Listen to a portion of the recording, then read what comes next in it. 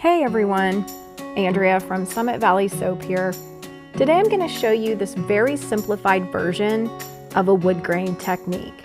I only use 3 colors to achieve this, and yet it works pretty well. If you've ever tried wood grain before or watched any other tutorials, a lot of times it's pretty complicated. You need squeeze bottles maybe, and lots of different colors. And you have to be able to very carefully control your trace. This one's really forgiving, and like I said, it only uses 3 colors. I start off with my usual recipe, bring it up to emulsion, and then I'm going to divide it into 3 parts.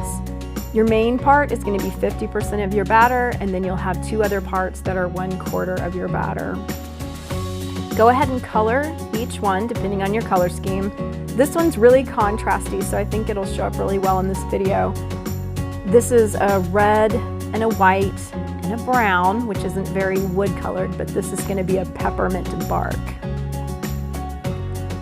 Color your main portion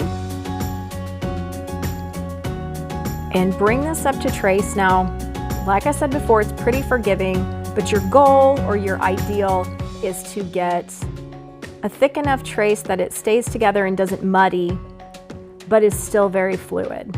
So a light to medium trace. We're going to use that main batter, the pitcher that main batter is in, as our pour pitcher once we get going. And what we're going to do is take each of the other colors and pour them down the side. Start with this red on the right. You want to keep it as close to the side as possible. Obviously, it's okay if it floods over toward the middle, but right down the side. Some of it'll drop down, some of it'll stay on top. That's fine, that's exactly what you want. Now over here on the left side, same thing, just right down the left side, pour this brown in. And then we are going to do basically a one-pot wonder pouring technique. We'll angle the mold, and then we are going to pour while swiping back and forth right out the pour spout of this pitcher. And what's going to happen is that brown and red batter will come up to meet the uncolored batter or the white batter. And as we pour, they'll both come out and we'll make these wood grain lines. This video is sped up 2 times, maybe 3 times, so I do go a little bit slower, but this is one of those, depending on how thick your trace is, you may have to adjust your pour speed. You just want to make sure that you're getting these good back and forth lines. If you're thicker, you may have to pour faster. If you're thinner, you may pour a little slower. It's going to take a little bit of eyeballing and a little bit of practice. Now on this one, I calculated the batter enough to fill up the whole mold, but I figured out later this works a little better, at least for me, if you fill it up about 2/3 of the way. And I'll show you that here in a minute with another pour. But once this got too full, I had to lay it flat, and then I'm just kind of going back and forth. So the top of it doesn't quite have the same cool wood graining effect. But we'll let this set up and take it out of the mold, and then we'll get it cut. Now when you do this technique, if you were to cut it vertically, like we normally would, you'll probably get what looks a lot like a one-pot wonder. But instead, we're going to cut it horizontally, and this is going to allow us to really see the grain effect. Remember how I told you on subsequent batches, I only did about 2/3 full? That made it a lot easier for me to later drag this across and do these horizontal cuts.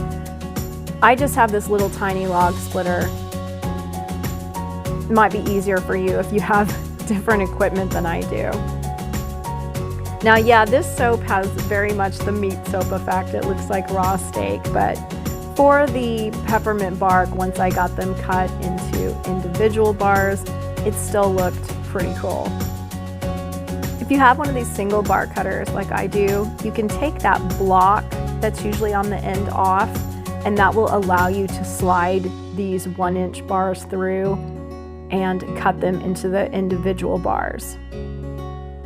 But in the end, it looked really neat. Like I said, it's not a natural wood, but you can definitely see the graining, and I thought it was pretty cool. Now here is a brown version of this I did, and I really wanted to show you this one because my trace got a lot thicker, yet this still worked out just fine.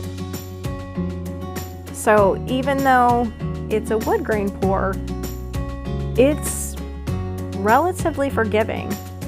So on this one I did an uncolored batter, although the fragrance oil on this one does discolor to a light tan. And then I did a dark brown and a medium brown. I got both of those with a cocoa powder. Now here I am doing the back and forth, and on this mold I'm only going to fill it up about 2/3 of the way.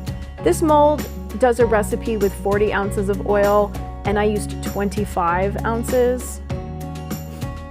If you look at the picture, you can see how the stripes of the different colors are running up, and that's what you want. No matter your consistency of batter, that's what you're looking for. And this one really did look very cool, like a brown piece of wood. And once again, we're going to split it. And then we'll take a look on the inside and see what we get. All right, very cool. These really look like 2 planks of wood. I'm gonna make squares out of these, so I wanted to show you. I just take a ruler. This mold is 10 inches long, so every 2.5 inches I made a mark, and then just like before, ran it through my single bar cutter to make individual little squares. And in this case, they really end up looking like little blocks of wood. Now I won't show you the pour on this third batch, but I went ahead and did another one. And this one I did gray tones as my main batter. I used activated charcoal for black, and then I left one uncolored so I could make kind of a barnwood, kind of a gray toned wood. And it worked out perfect as well. Here I am planing those.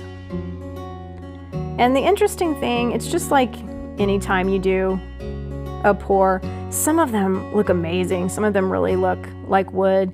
Some of them weren't quite as effective depending on where they came from on the loaf. But like I said, in the end, they all looked pretty neat. And look at this one. You can practically count the rings. I mean, even the side looks like a block of wood. So here is the brown and the gray. I think these are absolutely gorgeous.